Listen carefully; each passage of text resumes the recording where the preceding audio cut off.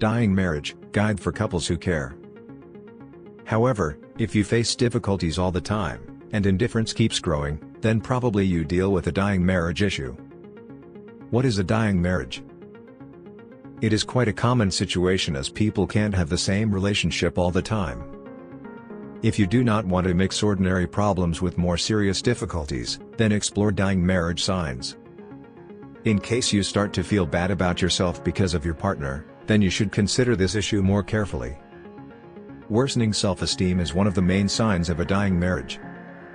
When you feel like you do not deserve to be happy, you look not well, your achievements and attempts are worth nothing, then this relationship can't be fixed easily. You deal with a marriage that is dying every single day. When having so many problems and misunderstandings, people start seeking support outside the relationship. Anyway, if you or your partner began communication with another person who now knows a lot about your marriage and all related problems, then it may signal a dying relationship. You may notice this sign at the early stages of a dying marriage. Instead, you choose to act in your own way and keep as far from your partner as it is possible. You trust each other and provide all options so that your partner can feel comfortable with you. In the case of a dying marriage, you notice total control in all areas.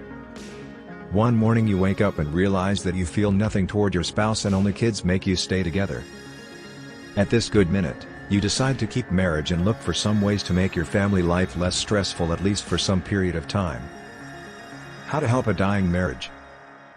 After identifying a dying marriage, some people realize that they want to save the relationship.